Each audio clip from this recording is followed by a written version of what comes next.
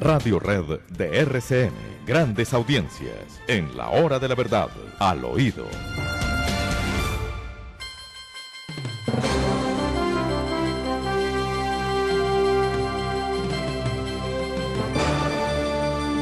Además, usted proviene de una tierra donde hay mucho petróleo y donde se extrae mucho petróleo del fondo de la tierra. Esa tarea de extracción no es de ninguna manera dañina para el medio ambiente. Entonces el problema es el uso del petróleo, la combustión del petróleo. De manera que si no es con petróleo colombiano, será con petróleo importado.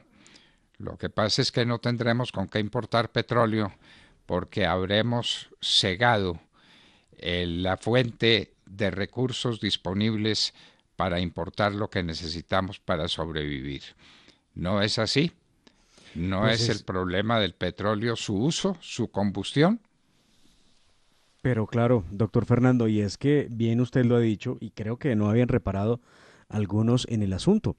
El problema del petróleo, claro, está es en cuando se quema que produce los efectos sobre el medio ambiente, más no en el tema de su extracción, que es lo que está diciendo Petro va a acabar echando o más bien pretendiendo dejar de lado lo que significaría una política que no tenga el petróleo para la economía de Colombia, un país que depende pues en una enorme medida del petróleo.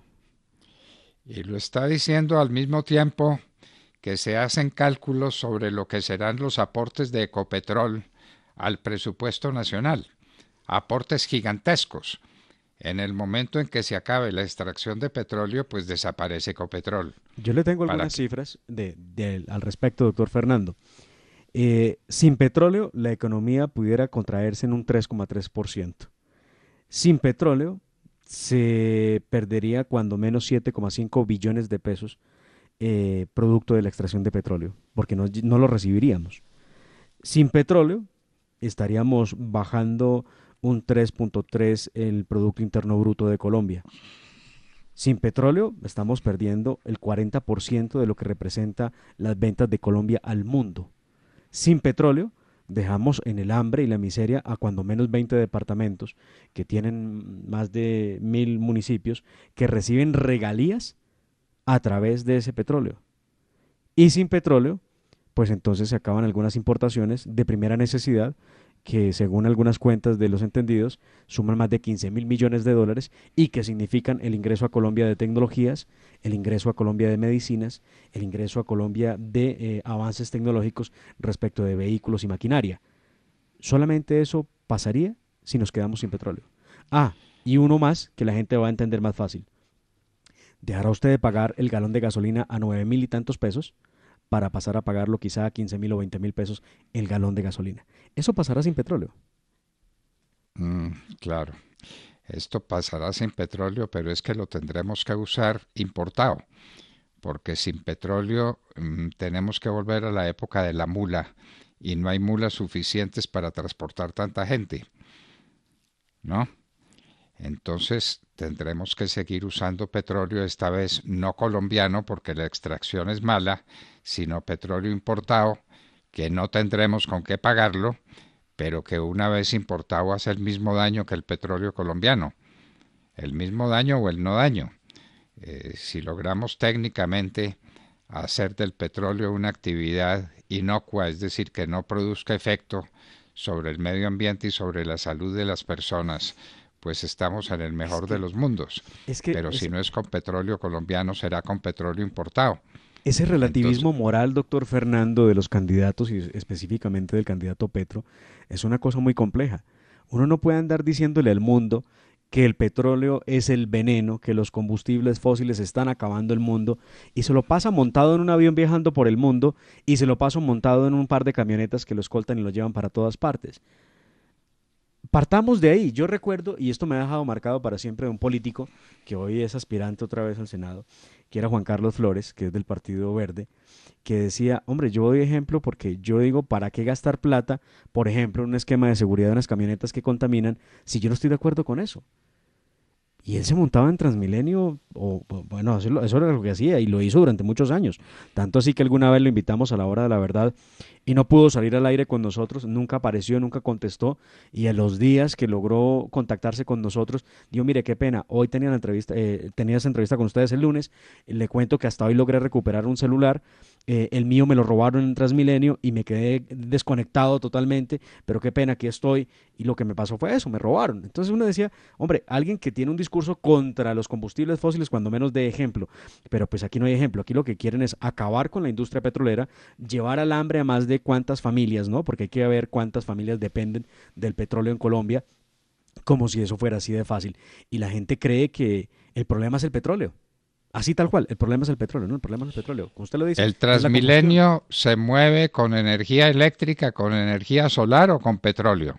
Con gasolina. No, no, no, se mueve con diésel y con gas en algunos sistemas Bueno, de es buses. decir, con petróleo. De manera que el que se montaba en Transmilenio para economizar petróleo, pues no lo estaba haciendo, porque el Transmilenio supone el uso del petróleo. De manera que a importar petróleo para poder montar en Transmilenio, eso no se le ocurre sino a un insensato como a Gustavo Petro, no más. Bueno, pero es que se le ocurren tantas cosas Y como... lo grave de Mar no es que lo diga, sino que lo grave es que lo pueda hacer como presidente de la República y que el primer día, el 7 de agosto próximo, decrete que no habrá más extracción de petróleo y entonces a importar el que necesitamos para sobrevivir, para que la gente que está invitada al palacio, a la fiesta de posesión, tenga manera de volverse para la casa, porque para eso se necesita petróleo y se necesita la combustión del petróleo y ahí es donde el petróleo puede ser potencialmente dañino. De manera pues que esas son las ocurrencias de Gustavo Petro. Sustituir el petróleo colombiano por petróleo importado, porque sin petróleo la vida humana en nuestro tiempo es imposible. Algún día lo superaremos, algún día seremos capaces de vivir sin petróleo. Esa es la gran pregunta que se le hace a los técnicos, que se le hace a los expertos en esta materia. Pero por ahora, a resignarnos. Necesitamos el petróleo para vivir, necesitamos el petróleo para transportarnos, necesitamos el petróleo para producir lo esencial para la vida humana. Entonces, ¿cuántas empresas dependen del petróleo para como materia prima o del petróleo como elemento de combustión indispensable para mover las máquinas que producen lo que produce la industria? No, pues el Bueno, país entero, doctor Fernando. Yo bueno, no veo que bueno. haya ni tractomulas, ni haya camiones, ni tampoco haya maquinaria amarilla que trabaje con energía solar en Colombia o que trabaje con energía eólica. No los veo por ninguna parte. Necesitamos el petróleo y bueno, este dice que va a acabar con aquello. Y mire usted, don Franz Gil, que es un gran amigo de esta casa, se pregunta lo siguiente, ¿qué estarán pensando los sindicatos de petristas en Ecopetrol?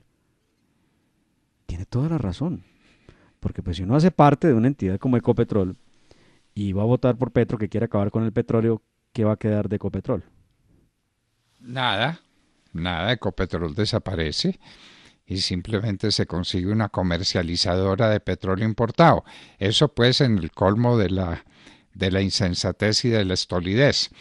Entonces Ecopetrol desaparece y los empleos que genera Ecopetrol desaparecen y desaparece todo. Desaparece el transporte terrestre y desaparece el transporte fluvial y el transporte aéreo. Desaparece. Eh, ¿Con qué se mueven los aviones?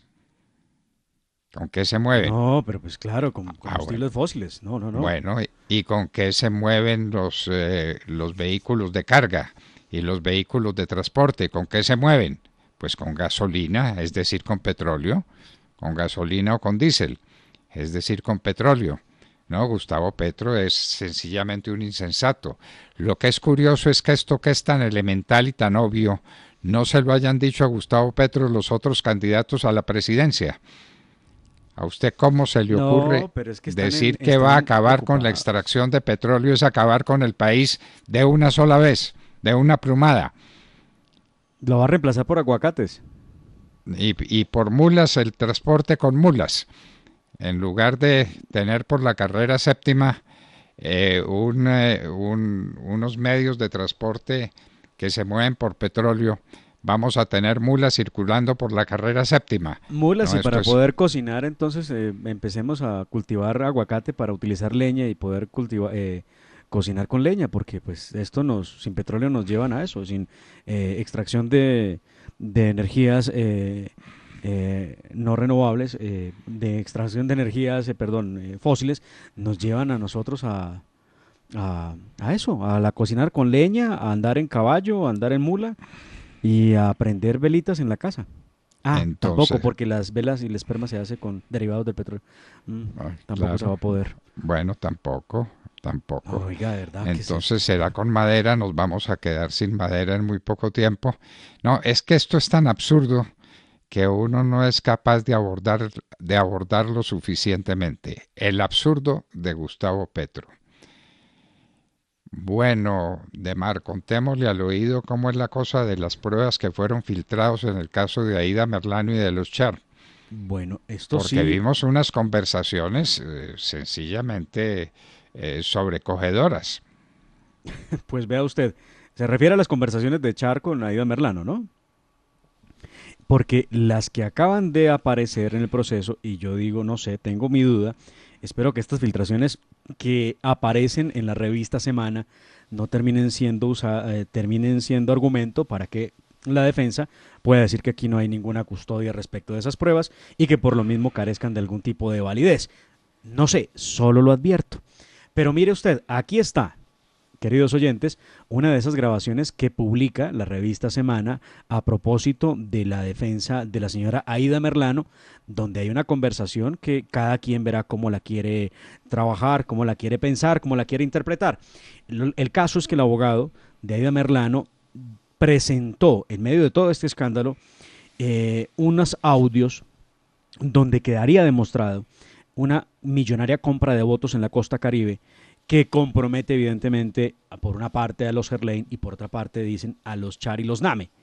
El audio es largo, pero vamos a presentar uno de los fragmentos de esta conversación entre el señor Julio Gerlain y la señora Aida Merlano, repito, grabaciones que ya son públicas en las redes sociales y en la revista Semana. Escuchen ustedes. Yo no sé por qué tú debes tanta plata, realmente te lo juro. Mira, te voy a decir por qué. Te voy a decir porque primero, Julio Gerlain, la oficina es una cosa y yo soy otra cosa. Cuando tú me dijiste un día, qué vergüenza, yo tenía un hijo de puta peso para hacer tus elecciones. Un peso, pero óyeme bien, un peso tenía yo. Yo empecé a hacer finanzas, 7.000 millones para tus elecciones.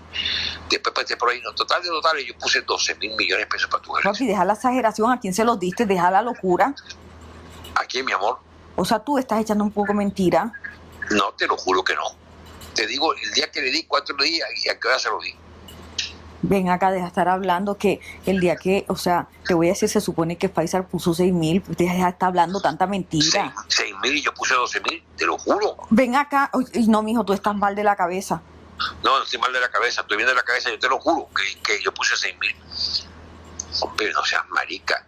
Yo puse 12.000 millones de pesos. Yo te puse toda la hijo de madre plata que yo te... 12.000 millones de pesos. Yo no tenía un centavo partido por la mitad.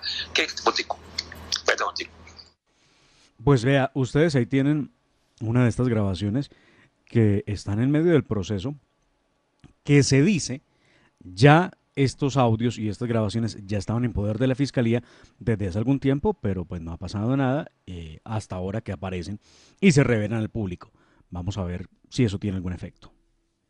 Bueno, en todo caso, pues ahí quedó la grabación. Ya fue publicada por la revista Semana, ya es de conocimiento público. Y Julio Gerlain le dice a Aida Merlano que le dio 12.000 millones de pesos. No le dice expresamente que para hacerse elegir. Le hizo un regalo de 12.000 millones de pesos, un buen novio, no cabe duda, ¿no? Un gran amigo, ¿no? Bueno, Demar, ¿y quién es Majin Buu, jefe de las FARC en el Cauca? Pues vea usted, doctor Fernando, apareció este sujeto que es de la mayor importancia para las autoridades en Colombia, y es que alias Majin Buu es el comandante de las FARC en el departamento del Cauca, quien apareció en un video rindiéndole un homenaje a alias Jonier, otro terrorista que fue abatido hace un par de semanas por el Ejército Nacional, y en medio de ese especie de tributo que le rinde, pues muy bien, este sujeto, que recuerde usted es la mano derecha de Iván Mordisco y de Gentil Duarte, se encarga de manejar la organización criminal en el departamento del Cauca. Este también es señalado de manejar rutas del narcotráfico, acciones terroristas, y enfrenta una guerra en estos momentos contra la segunda Marquetalia, el grupo terrorista de las FARC de Iván Márquez, y el ELN. Pues se refirió a lo que está pasando precisamente con el ELN. En las últimas horas se ha habido noticias de que se ha recrudecido este enfrentamiento.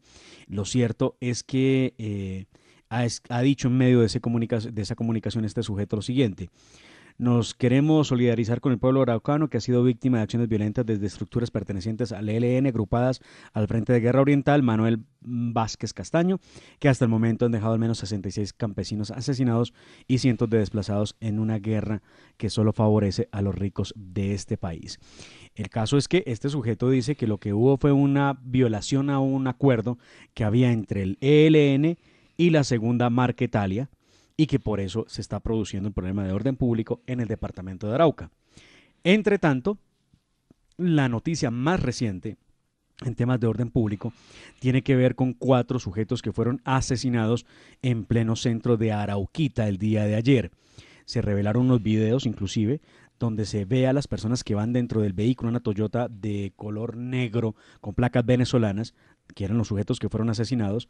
Llevaban armas largas y cortas y granadas en la mano mientras cantaban una canción y amenazaban o le mandaban mensaje de amenaza a terroristas del ELN. Lo cierto es que luego de parte de su recorrido fueron asesinados por otros sujetos que los ultimaron cuando estaban dentro del vehículo. Una cosa realmente horrorosa, y fue una de las noticias que ayer llenó las planas de la información en Colombia. El ELN y las FARC en una guerra frontal en esta zona del país, sobre todo en el caso de Arauca. Y sigue la inseguridad en Colombia. Aquí tenemos la noticia de que cada día de enero se denunciaron 990 casos de hurto en todo el país. Esos son los que se denuncian. ¿Y cuántos son los que no se denuncian? Porque la gente dice, ¿y yo para qué? Me voy a tomar el tiempo y la energía y el esfuerzo para ir a presentar una denuncia que no termina en nada. Lo que se me robaron, se lo robaron y robado se quedó. Mi celular no va a volver a aparecer. Y se lo llevaron estos bandidos. De manera que la inseguridad en Colombia es de unas dimensiones colosales, de mar. Pues vea usted, el informe del que se está hablando en estos momentos, que presentó a las autoridades, tiene que ver con que en el primer mes de este año se denunciaron 30.691 casos de hurto en el país. En enero del año pasado se había reportado 25.888.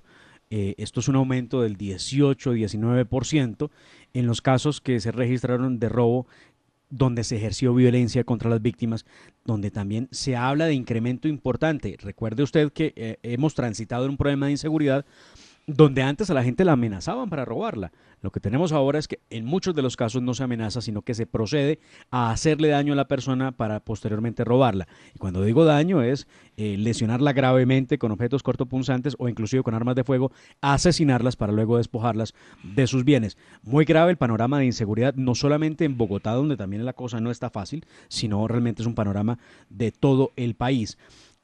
Aumentos de hurtos violentos. En Bogotá tuvo en el mes de enero del año pasado 3.211 casos frente a 3.844 de este año. Medellín pasó de 1.129 casos a 1.350 y Cali pasó de 839 casos a 1.149 casos. Realmente alarmante la forma en cómo ha aumentado el tema de hurtos en todo el país. Bueno, dígale a nuestra producción que cambie lo que nos escribió para el oído diciendo que cada día de enero se denunciaron 990 casos de hurto. No son 900, sino más de 30.000. Ah, solamente 990 casos de hurto en todo el país en el día. Y a ver, sí, claro, tiene toda la razón usted. Sí, señor, tiene toda la razón. Y el error es mío, no es de la producción, el error es mío. En el primer mes del año se denunciaron 30.691 casos. 30.000 en el mes, doctor Fernando. Y en el día son 990 casos. En promedio. Bueno, en el día. Ujú. Sí, señor. 990 casos de hurto en todo el país, entonces sí está correcto. Cada día de enero se denunciaron Sí, señor. 990 casos. Son más de 30.000 casos en el mes, o cerca de 30.000 casos en el mes.